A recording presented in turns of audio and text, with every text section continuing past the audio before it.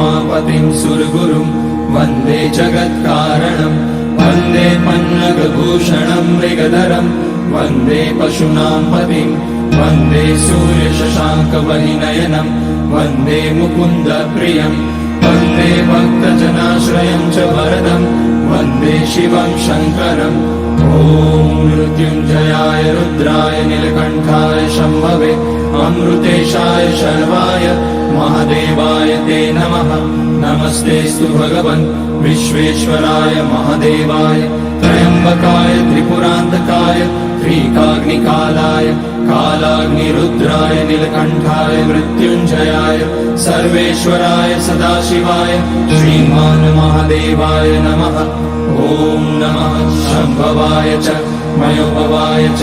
नमः शङ्कराय च मयस्कराय च नमः शिवाय च शिवतराय च